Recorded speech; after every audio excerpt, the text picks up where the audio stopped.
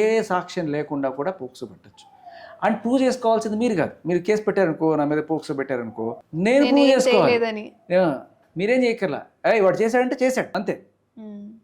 So ఇది ఎంత దారుణంగా మిస్యూజ్ అవుతుంది.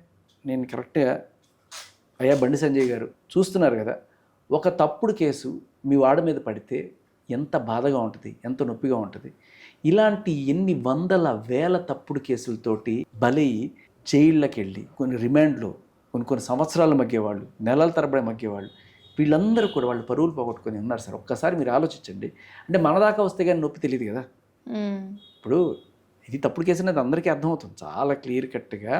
ఆవిడ మేజరో మైనరో పక్కన పెట్టండి, అఘాయిత్యాలు అత్యాచారాలు అయితే జరగలేదు, ఇష్టపూర్వకంగానే కలిసి వెళ్ళారు. అది వీళ్ళిద్దరు ఇష్టపూర్వకంగా కూడా కాదు, వాళ్ళ అమ్మా నాన్న కూడా ఇష్టపూర్వకంగా. భాషా సినిమాలో ఆవిడ నగ్మాను వేరే ఆవిడ పెళ్లి చేసుకుంటుంటే రజనీకాంత్ వచ్చేట నుంచి కొని వెళ్ళమ్మా వెళ్ళు ఆయనతో వెళ్ళు అని చెప్పి పంపించేస్తాడు తండ్రి. ఇంత క్లియర్ కట్గా కన్సెన్షువల్ అఫైర్ అని తెలుసు.